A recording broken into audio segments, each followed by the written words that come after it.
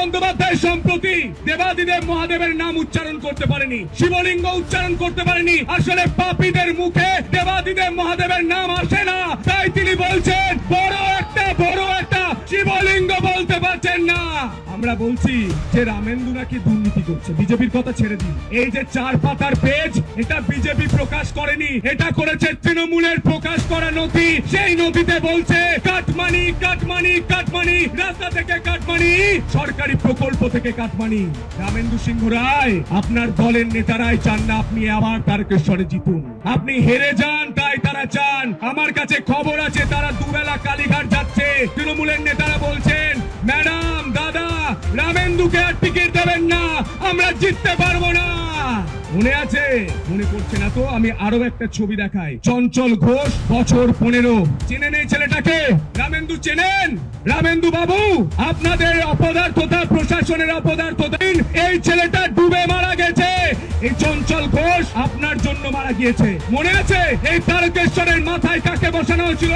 জনাব ফিরহাদ হাকিমকে। তিনি বলেছিলেন আমরা একদিন এ বাংলায় সংখ্যাগুরু হব, আমরা একদিন এ বাংলায় উর্দুতে কথা বলবো। তারপরেও তৃণমূলকে ভোট দেবেন। তাই আমরা বলছি পরিবর্তন দরকার। যদি চাকরি চাই, যদি আলুতে 400 টাকা কুইন্টাল নয় 2000 টাকা কুইন্টাল আলু বিক্রি করতে হয়, তাহলে এই তৃণমূলকে তাড়ান তাড়ান তাড়ান। মমতা বন্দ্যোপাধ্যায় বলেছিলেন মা মাটি মানুষের সরকার। আমি একটা ছোট্ট কবিতা বলে শেষ করছি। কাঁদছে মা কাঁদছে মাটি, দেখছি আমরা সকলে, 200 বছরে বুকের শাসন হার মেনেছে চপ্পলে, এই চপ্পলকে তাড়ান তাড়ান তাড়ান। আপনার ছেলে বাড়ি চাকরি পাবে, আপনার মেয়ে সুরক্ষিত থাকবে। তারকেশ্বরে বসবাস করছেন, এখানকার মানুষ যারা বেনারসে গিয়েছেন, সে বেনারসের সঙ্গে তারকেশ্বরের তুলনা করুন। বেনারসের কোন মানুষ অসুস্থ হলে তাকে লখনৌ যেতে হয় না, তিনি বেনারসেই চিকিৎসা করাতে পারেন।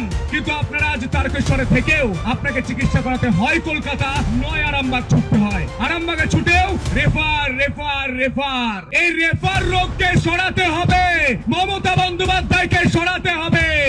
আর এখানে একজন রয়েছেন বালিন্দু ইঁদুর, রামেন্দু সিংহ রায়। আপনাকে নাম নিয়ে বলছি, আপনি দামোদরের বালি চুরি করে আপনার পকেট ভরছেন, সেই পকেট ফুটো হবে, আপনার প্রতিটা টাকার হিসাব হবে। আপনি রাম নবমীর দিন কি বলেছিলেন? জয় শ্রীরাম যারা বলবে তাদেরকে ধরে ধরে মারো। আজ বলছে জয় শ্রীরাম, হিম্মত আছে মেরে দেখান। আজ হিসাব এখানে হয়ে যাবে, হিসাব হয়ে যাবে। আজ আপনি ভাবুন তারকনাথের করিডোর কেন তৈরি হবে না? আমি বেনারসে গিয়েছিলাম, যারা গিয়েছেন তারা দেখেছেন দুধার চওড়া রাস্তা, দোকান, যুব সমাজ করে খাচ্ছে। কিন্তু আজ এখানে তারকনাথের অবস্থা দেখুন, মন্দিরের অবস্থা দেখুন। আর এনারা করবেন কেন? এনারা তো হিন্দু বিরোধী। মনে আছে শিবরাত্রির দিন কি ছবি পোস্ট করেছিলেন তার সোশ্যাল মিডিয়ায়? দেবাদিদেব মহাদেবের মাথার উপর ফুল চন্দন নয়, তিনি পরিয়েছিলেন একটি নোংরা জিনিস, যেটা আমি বলতে পারবো না। আমি একজন শিব ভক্ত, আমি জানি কতটা কষ্ট লাগে। সায়নী মনে আছে? সায়নী ঘোষ মনে আছে? মহামৈত্র মা কালীকে অপমান করেছিলেন।